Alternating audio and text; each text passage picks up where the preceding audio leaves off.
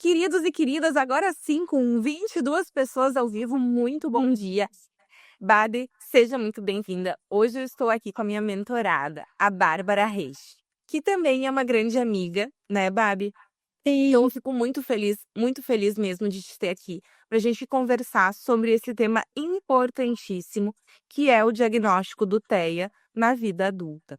E principalmente o desafio de fazer esse diagnóstico na vida adulta, que eu acredito que hoje, dentro do neurodesenvolvimento, é o diagnóstico mais desafiador de ser feito.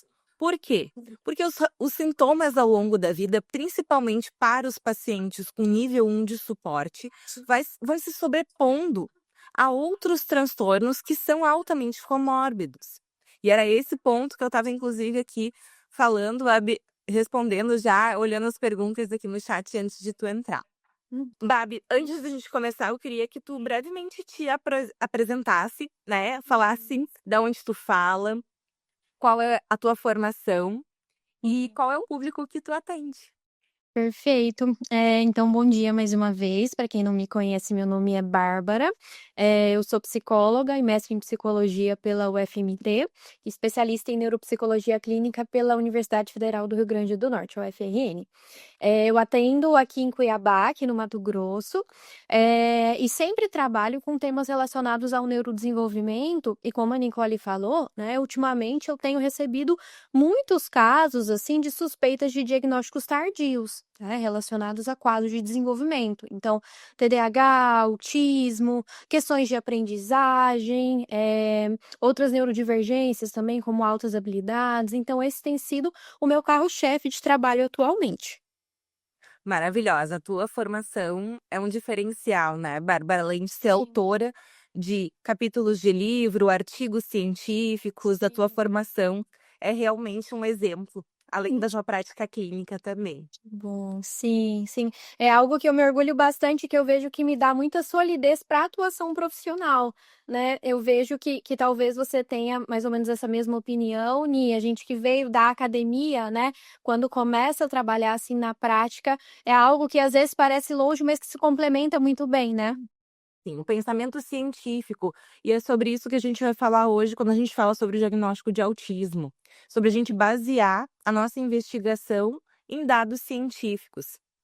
E um ponto, né, Babi, que eu gostaria que tu falasse, então, sobre quais são os sintomas, as dificuldades que as pessoas trazem na clínica quando elas têm esse diagnóstico de TEA como uma suspeita ou até como uma possibilidade muito distante, não como uma suspeita, mas é algo assim que, ai, pode ser, mas eu acho que não, porque, sei lá, eu casei, eu tenho filhos, eu tenho, enfim, um emprego, então eu não devo ter algo assim.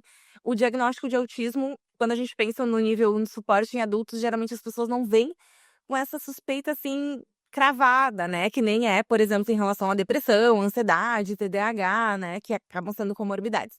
Então eu gostaria que tu trouxesse, assim, o que as pessoas precisam estar atentas em relação a essa suspeita, quando elas vêm para o consultório ou quando elas pensam: "Ai, talvez eu preciso fazer um diagnóstico". Perfeito. Eu acho que são 2 pontos principais, né, que geralmente as pessoas precisam olhar com mais cuidado, né. O primeiro ponto é entender que ainda que não seja um amplo prejuízo, o prejuízo pode estar presente, né, porque quando a gente fala sobre a dificuldade de comunicação e interação social em adultos, por exemplo, com suspeita de TEA nível 1, nós vamos ver questões mais relacionadas à não compreensão de normas sociais, né, cansaço social, dificuldade de manter relações e principalmente questões relacionadas com se sentir bem, né, muitas vezes em contextos de interação que outras pessoas não se sentem, se sentir mais cansado, não saber o que fazer, né, e por isso recorrer também às estratégias de mascaramento. Então entender que não é porque a pessoa desenvolveu estratégias para lidar com aquilo que não tenha prejuízo ou não tem um custo emocional envolvido. Então acho que isso é um primeiro ponto importante, né. E o segundo ponto é entender também que muitas vezes, né, a pessoa vem para avaliação por causa de demandas emocionais, mas bem como você falou, isso pode esconder os prejuízos iniciais, né? Então já aconteceu da pessoa falar para mim, olha, eu vim para cá para avaliar minha ansiedade ou para avaliar sintomas depressivos e sair daqui com um diagnóstico de TEA. É muito possível, né? Porque nessa idade tem todo esse deslocamento até do prejuízo e da necessidade de suporte para um cunho mais emocional. Então, eu acho que são duas coisas importantes, né, quando a pessoa vem buscar a avaliação. Então, fazer esse exame de pensar sobre o nível de prejuízo e olhar também como esse prejuízo se desloca para o estado emocional. Perfeita resposta, Babi. Cheguei a ficar arrepiada de emocionada, de verdade, com quão completa foi a tua resposta e refletindo a complexidade. Então, o que a gente pode entender é que adultos, por exemplo, às vezes que tendem mais ao isolamento social, e aí isso pode ser confundido. Ai, fulano gosta de trabalhar demais, ou é muito introspectivo, ou é muito envolvido com algum projeto, né? Ou assim, ai, ele não tem muita paciência com pessoas, ele não tem muita paciência de conversar. Ou até quais são as estratégias de esquiva, né, que pode ser ali o celular, pode ser o Perfeito. computador, pode ser, ficar, digamos assim, mais alheio, assim, ao grupo, pode ser, às vezes, até fazer piadas em excesso que podem ser descontextualizadas, que não têm Ótimo. relação, que desconectam as pessoas, né, que não têm leitura de contexto. Que quando a gente fala sobre essas dificuldades, por exemplo, né, que tu trouxe assim de, dificuldade de ler contexto. O TEA nível 1, ele mascara, ele faz isso muito bem, ele intelectualiza isso muito bem, ele aprende regras sociais ao longo da vida. Então, não é para o paciente nem o profissional pensar que essa regra, digamos assim, que o paciente não lê bem o contexto social, seja, digamos assim, um exemplo escancarado dessa dificuldade, porque não é escancarado. É na sutileza, né? É na sutileza. Então, assim, é a leitura, é a entrelinha, não é talvez naquele contexto mais clichê, mas é naquele contexto, assim, que às vezes tu percebe que o paciente tá ali na vida dele e alguém traz alguma demanda, ele não lê a demanda, ele não entende o contexto, e ele tem geralmente uma atitude, eu acho que uma pista importante aqui, uma atitude, uma resposta que tende a ser muito autocentrada, muito voltada em si, né, no que ele tá entendendo que para ele naquele momento faz sentido, ou o que para ele, digamos assim, o outro está precisando, que às vezes ele não entende. Então ele Perfeito. busca atender o outro, né, de uma forma, que talvez seria esperada, né, assim: chegou em casa, precisa de ajuda com compras, né, precisa de ajuda, ou, coisas, digamos assim, que não estão esperadas dentro do contexto, né, também social, da rotina, coisas que saem da rotina, investigar isso também, né, como o paciente sai da rotina, como o paciente, consegue flexibilizar os planos, como ele lida com a sobrecarga. E aqui sobrecarga, né, as pessoas muitas vezes não entendem o que é a sobrecarga sensorial no TEA, né, Babi. O que tu diria para as pessoas, né, tanto o público em geral quanto para profissionais que eles precisam notar do que pode ser então essa sobrecarga sensorial ou até uma hipossensibilidade sensorial no TEA em adultos de nível 1 de suporte? Ótimo, perfeito. Você falando, né, me veio até a ideia de que às vezes a pessoa, né, até nível 1, ou em processo de investigação, traz muito essa questão no discurso de, eu sou vista como grossa, eu sou visto como egoísta, né, geralmente por essas questões de ter um funcionamento mais autocentrado em si. Essa questão da sobrecarga, eu acho que é importante falar dela, né, entendendo também, eu acho que o espectro da dificuldade, né.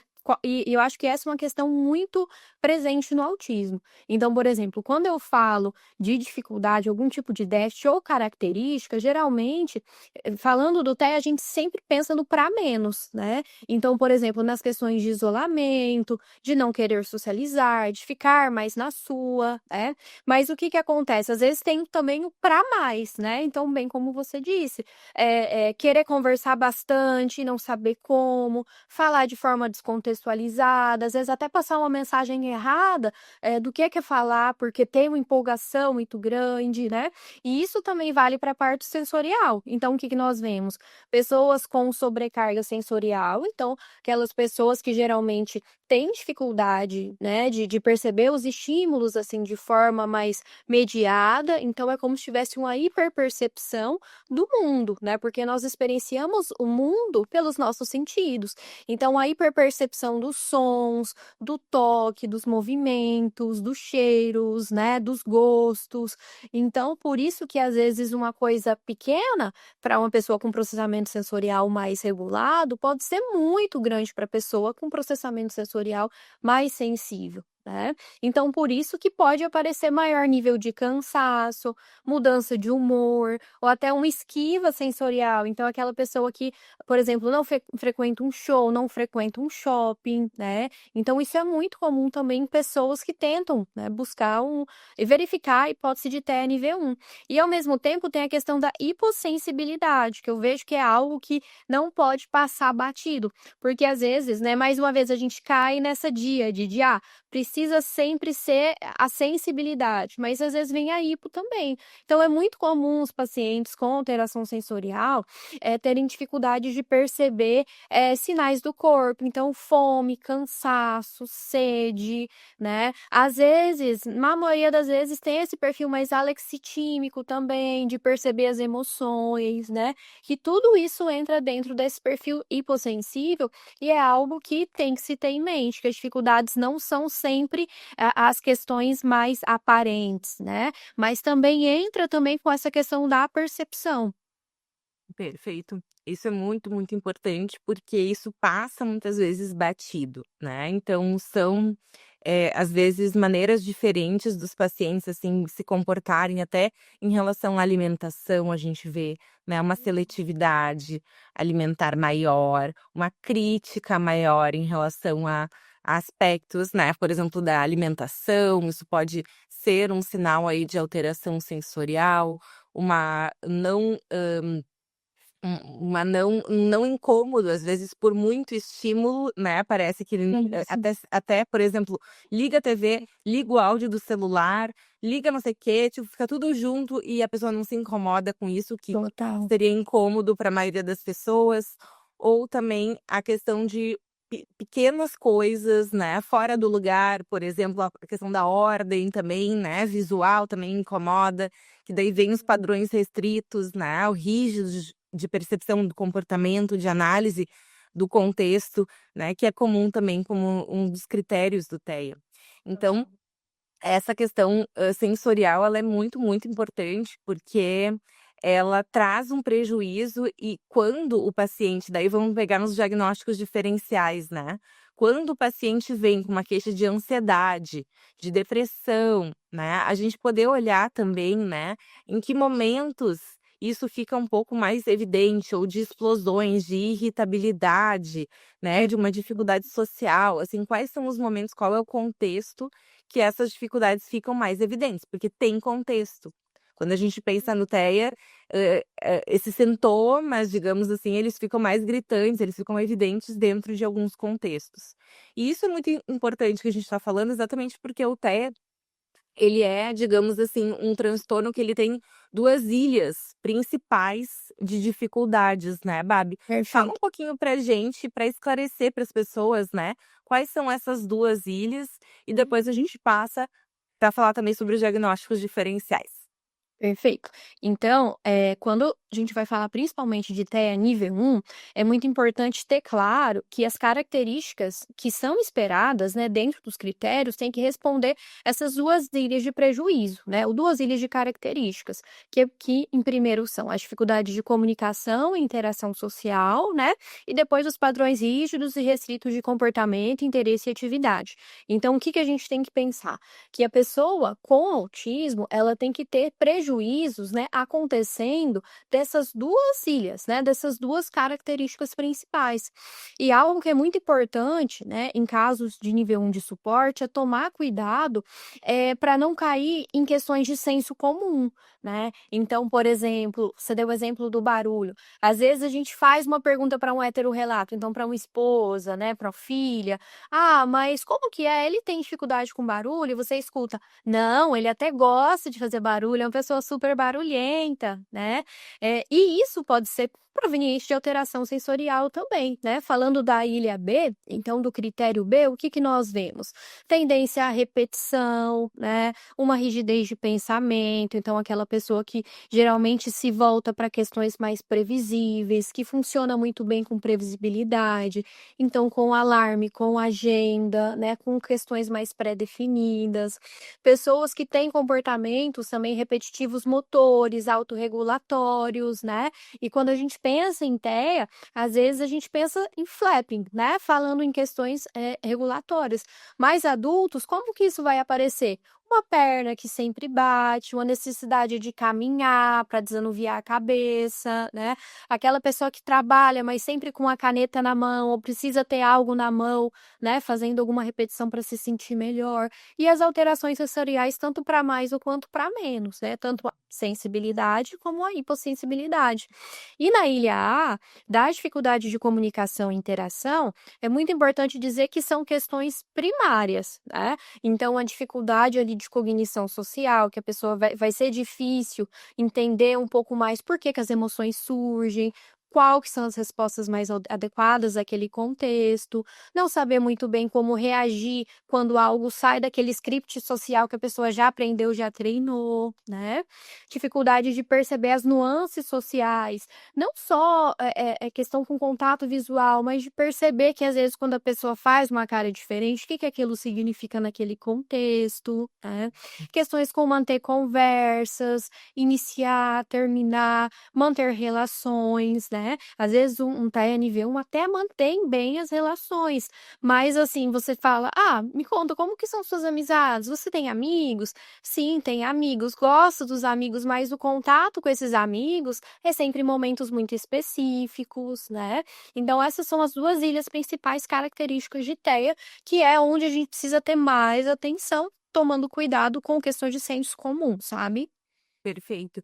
E existem também as características relacionadas à fala, à comunicação, né, Bárbara, que Sim. são, de uma fala, às vezes, mais estereotipada, mais repetitiva. Então a pessoa fala as mesmas coisas como um ritual, né. Então, assim, ela acorda todos os dias e ela fala mais ou menos a mesma coisa para as pessoas quando ela acorda. Então não é falar bom dia, né, gente, bom dia todo mundo fala. Mas fazer comentários, assim, que são ritualísticos, que tu percebe que tem ritual, que não tem um contexto necessariamente, mas quando a gente pensa em TEA nível 1 de suporte, esses comentários eles podem parecer assim: "Ah, é o jeito da pessoa falar", mas quem é neuropsicólogo, quem trabalha nas neurodivergências, né, profissionais que são especialistas, eles conseguem ter um olhar diferente sobre isso, né. A gente com certeza quando passa a entender esse funcionamento, a gente passa também a identificar com mais facilidade esses padrões de comportamento que são atípicos. Então o TEA nível 1, acho que complementando o que tu trouxe, né, Babi, o TEA nível 1 ele mantém, ele tem relacionamentos, ele tem família, Uhum. ele convive no ambiente social, contudo ele tem mais conflitos e problemas nesses ambientes, porque Perfeito. isso não passa sem, digamos assim, causar algum nível de prejuízo, mesmo que seja um prejuízo que socialmente pareça aceitável. Tipo, é como a Uhum. família funciona, é como o casal funciona, é como esse amigo, essa amiga funciona, né? Mas tem ali, com certeza, aspectos que trazem disfunção, que trazem prejuízo, que trazem sofrimento, que trazem preocupação, né, para a família, para o contexto de forma geral. Isso. E algo importante dizer é que muitas vezes nós pensamos assim, né, quando vemos uma suspeita, mas essa pessoa precisa de suporte, né? Até para a gente conseguir aplicar as 2 ilhas, né, tem que ter prejuízo associado. E às vezes, né, o prejuízo não aparece tanto porque ela já tem um suporte muito grande da mãe, da esposa, né, de algum amigo mais próximo, então isso acaba aparecendo bastante também nas avaliações.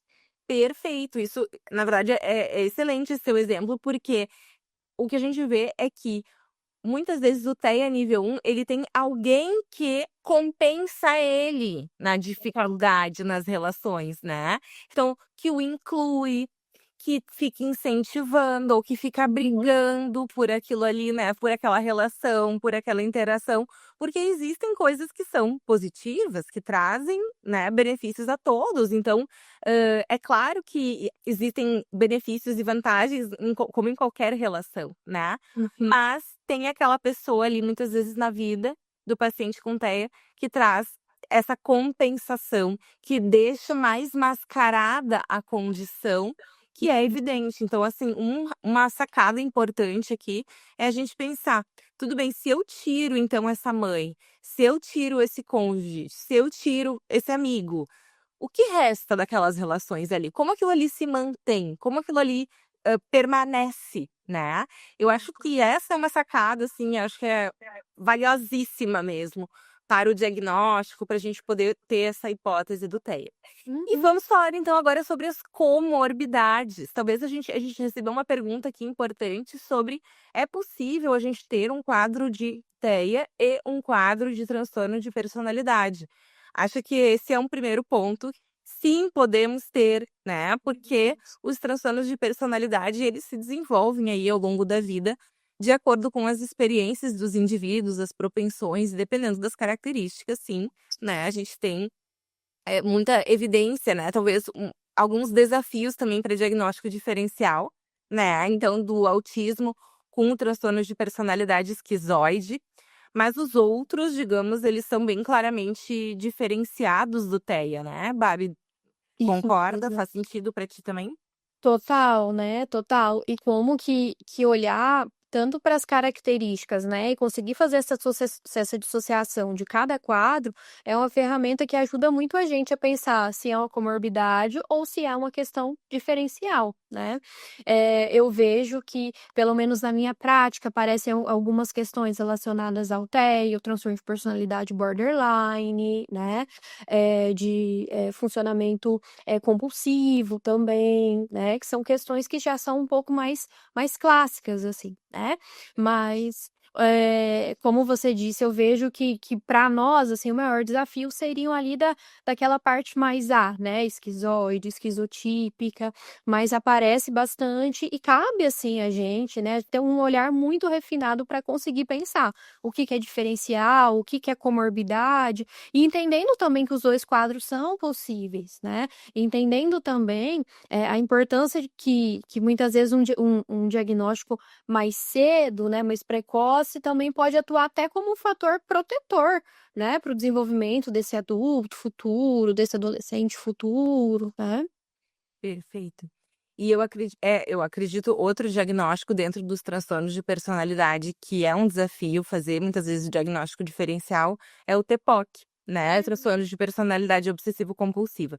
Mas existem diferenças sim, evidentes, né, gritantes em relação a esses 2 transtornos, assim, não é exatamente a mesma coisa, até em termos de curso de desenvolvimento, que é fundamental dentro do TEA e no transtorno de personalidade. A gente pode ver ao longo da vida, da infância principalmente, algumas características, né, de temperamento ali, mas não necessariamente algo que traria indícios de ser um transtorno neurodesenvolvimental.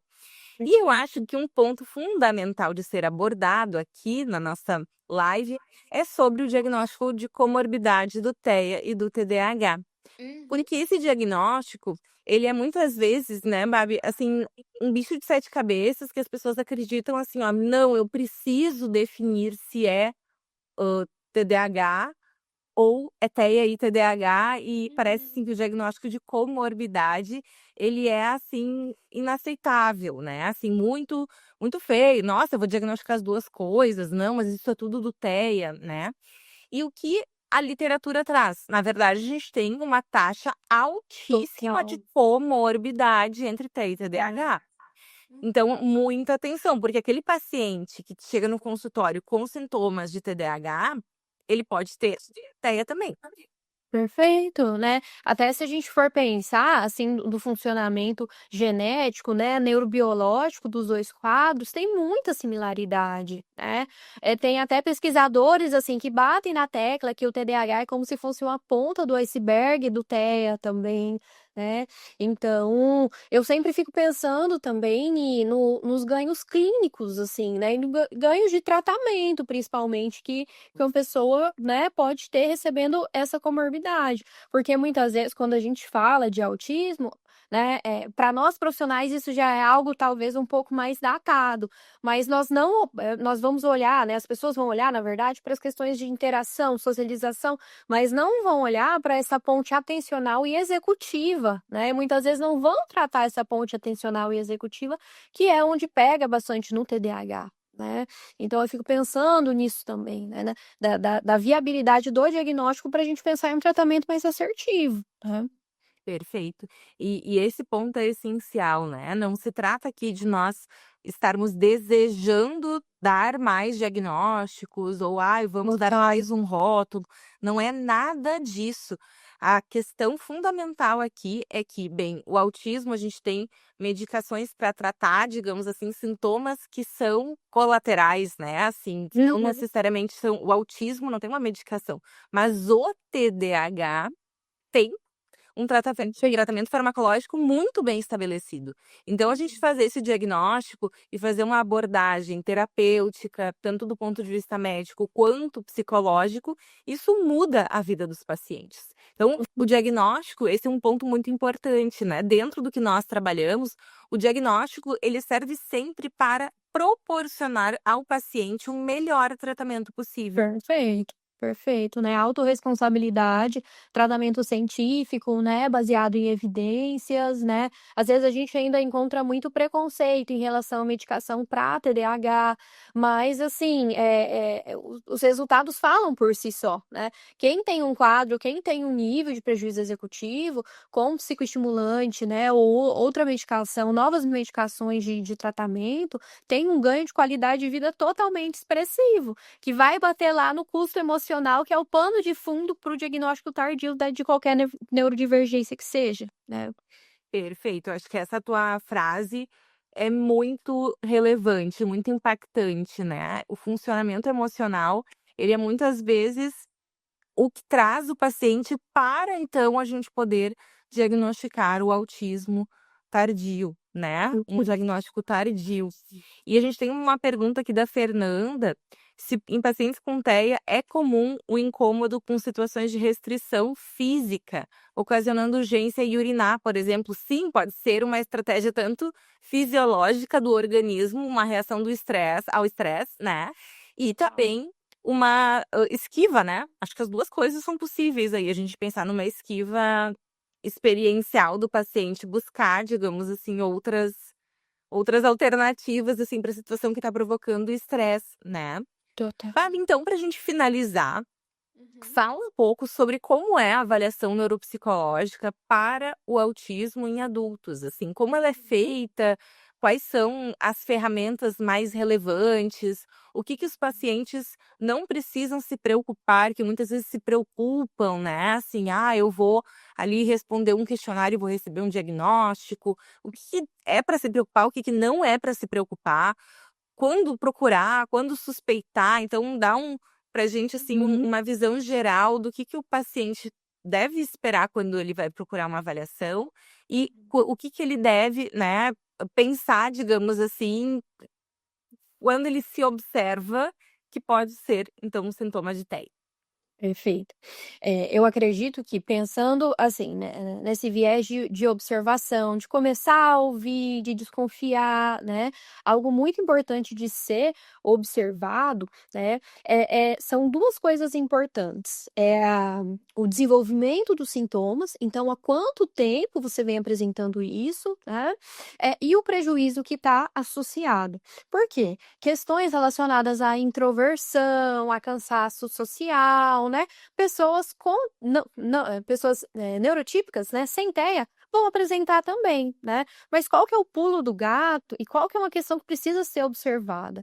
Principalmente, se isso já acontece há muito tempo, né, se essas características se dão há muito tempo, se essas dificuldades estão presentes há muito tempo, qual que o prejuízo associado, né, e o que que a pessoa hoje consegue fazer para dar conta. Porque muitas vezes a pessoa fala: "Ah, mas eu me viro", só que você vai ver o nível de estratégia de esforço para compensar é muito grande, né. E do que eu estou falando? Questões de socialização, questões sensoriais, né, o modo de operar ali no mundo, a rigidez cognitiva, dificuldade com mudança.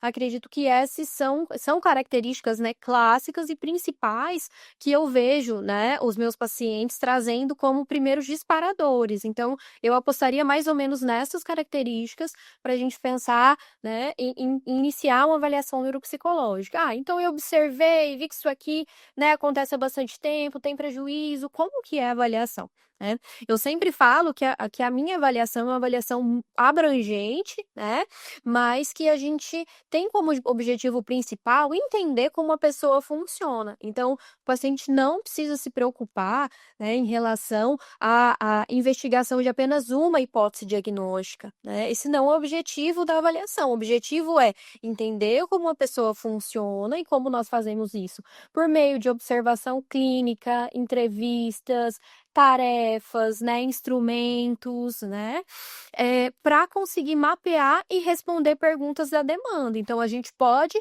realmente responder a pergunta: "Ah, tenho TEA ou não?", mas o objetivo principal é mapear características, né, funcionamento, até para a gente pensar em como intervir futuramente, em estratégias de qualidade de vida, né, e deixando muito claro que a avaliação não se resume a testes. Às vezes, né, eu recebo alguns clientes e eles falam: "Ah, eu já vim assim com medo porque eu achei que teste ia ser desde o primeiro dia". Não necessariamente, né, hoje nós temos instrumentos muito bons que vão ajudar a gente a guiar o nosso raciocínio para a hipótese de TEA, como por exemplo, para pessoas adultas, a SRS-2, a IHS-2, né, a BOLI-E, instrumentos que vão ajudar a olhar para esse lado do processamento socioemocional, mas não se resume a isso. A gente sempre fala que se for pensar no processo de coleta de dados principal da avaliação neuropsicológica, a gente pensa nas entrevistas,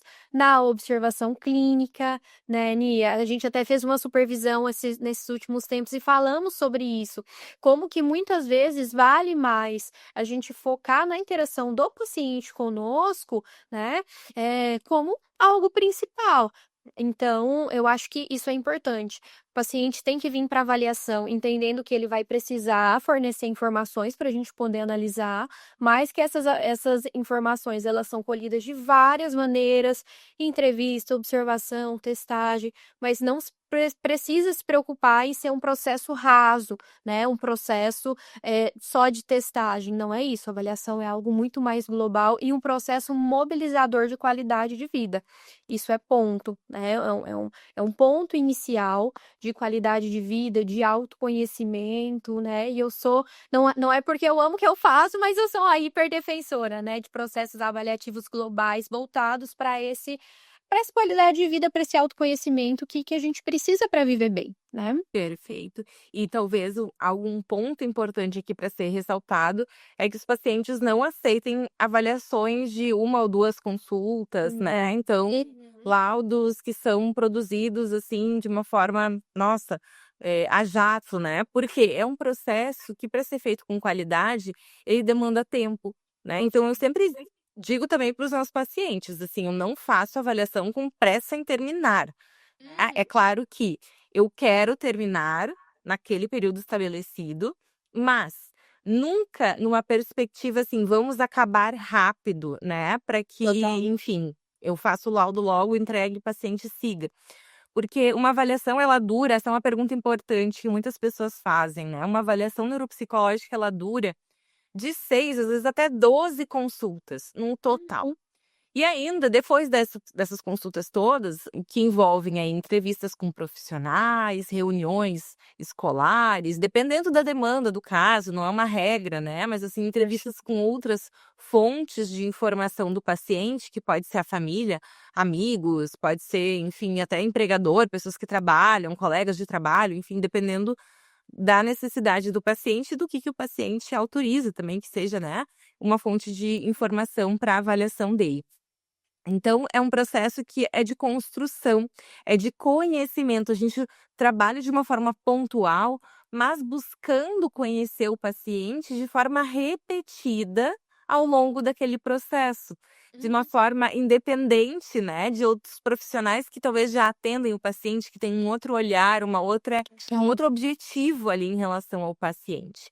Então, isso é fundamental para que o paciente tem uma avaliação neuropsicológica de realmente qualidade, né, que não seja algo, Muito. feito de uma forma leviana, né, assim, superficial, e eu acho que esse é um ponto bem importante também. Total.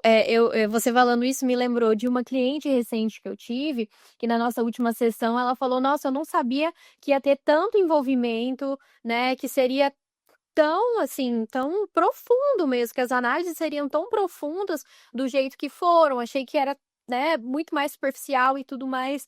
E isso é algo que a gente se envolve também, né. Tanto que às vezes o paciente vai, né, ou sai, e a gente também fica com saudade, assim, né, porque é um envolvimento muito grande das 2 partes, tanto do cliente em fornecer contatos, né, em estar aberto para avaliação, em trazer informações, né, tanto da gente trabalhando com vínculo, com raciocínio clínico, então é um mergulho na história de vida, né. Perfeito. Bali, querida, muito obrigada por esse Ai, eu momento. que agradeço, foi ótimo. Foi muito gostoso te ouvir. Eu sempre te admirei como profissional, eu acho que com essa conversa construímos mais um tijolo aí na nossa relação, na nossa Sim. construção, né, de relacionamento. Tu como minha mentorada, minha supervisionando, eu tenho muito orgulho de ter pessoas como tu que levam muito a sério, né, é um negócio muito sério ser neuropsicóloga, investir e trilhar uma carreira nessa área tão bonita, mas que também requer muito conhecimento sobre como Total. crescer, como Uhum. viver de uma forma gostosa, sustentável, bonita mesmo, praticando a neuropsicologia. Então eu te parabenizo e te agradeço por esse momento. Muito obrigada. Ai, por nada, eu que agradeço o convite, muito obrigada. E agradeço todos que estiveram aqui conosco, né, deu uns 40 minutos de live, meia hora de live. Agradeço muito e conheçam a mentoria Neuropsi Mais Leve, conheçam o PAMP, um curso que eu recém-lancei, o link está na minha bio, de protocolos de avaliação neuropsicológica de precisão, que é um curso muito, muito interessante para profissionais em diferentes momentos. Hoje recebi um feedback, Babi, que o curso era muito legal para quem queria dar supervisão. Olha que Ai, que legal, ajudou perfeito. muito para eu direcionar minhas supervisões. Achei demais, muito bom. Bom, Querida, ótimo dia, bom trabalho pra nós, pra todo mundo. Um super beijo. Tchau, tchau, tchau. gente, tchau, tchau.